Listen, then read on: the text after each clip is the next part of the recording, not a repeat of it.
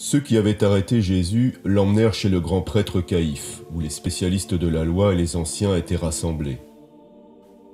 Pierre le suivit, de loin, jusqu'à la cour du grand prêtre. Y entra et s'assit avec les serviteurs pour voir comment cela finirait. Les chefs des prêtres et tout le Sanhédrin cherchaient un faux témoignage contre Jésus afin de le faire mourir, mais ils n'en trouvèrent pas, quoique beaucoup de faux témoins se soient présentés. Enfin, il en vint deux qui disaient « Celui-ci a dit, je peux détruire le temple de Dieu et le reconstruire en 3 jours. » Le grand prêtre se leva et lui dit « Ne réponds-tu rien? Pourquoi ces hommes témoignent-ils contre toi ?»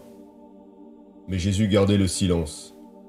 Le grand prêtre prit la parole et lui dit « Je t'adjure par le Dieu vivant de nous dire si tu es le Messie, le Fils de Dieu. » Jésus lui répondit « Tu le dis.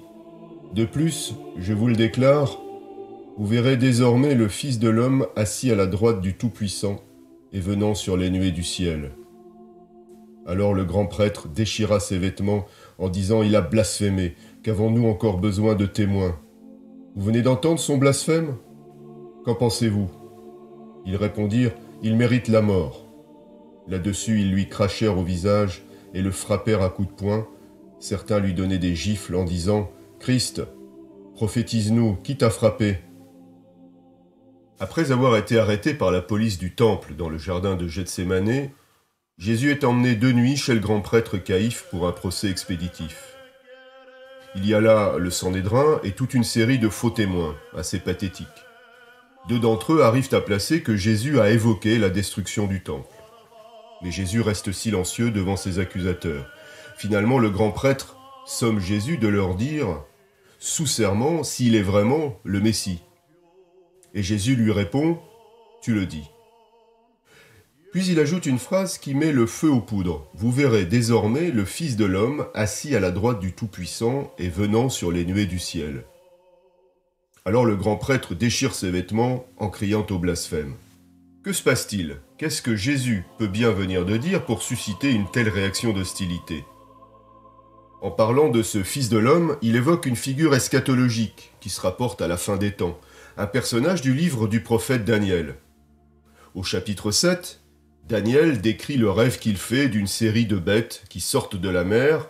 La première est semblable à un lion, la seconde à un ours, la troisième à un léopard, et la quatrième est une sorte de bête monstrueuse et redoutable.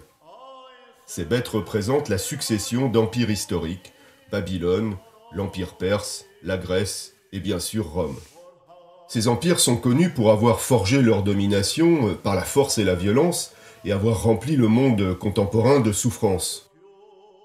Et puis soudain, la vision de Daniel change. Il se retrouve spectateur d'une sorte de tribunal céleste, présidé par l'Ancien des Jours, une figure de Dieu, qui prononce un jugement sur ces différents empires.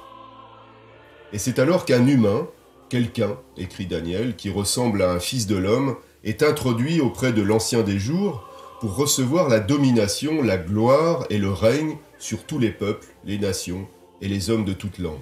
Et le tribunal céleste annonce que le règne de ce Fils de l'homme n'aura jamais de fin et ne sera jamais détruit. C'est une vision optimiste de salut, la prophétie qu'un jour un homme monterait de la terre jusqu'au ciel pour libérer l'humanité de l'oppression et de la violence de ces empires terrestres, quels qu'ils soient. Ce Fils de l'homme, Jésus va y faire référence pas moins de 80 fois dans les évangiles. Et quand, devant le conseil juif, Jésus s'identifie à nouveau à ce Fils de l'homme et annonce à Caïphe que dès lors, le Fils de l'homme sera assis à la droite du Tout-Puissant, il annonce finalement l'accomplissement de la vision prophétique de Daniel avec la réaction décrite plus haut.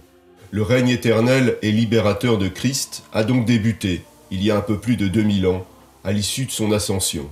Et c'est une bonne nouvelle. Seigneur Jésus, tu es le Fils de l'homme, à qui ont été remis la domination, la gloire et le règne sur toutes les nations par l'Ancien des Jours. C'est un règne de paix que tu as inauguré. Puissions-nous y vivre en sujets fidèles et respectueux de ton autorité.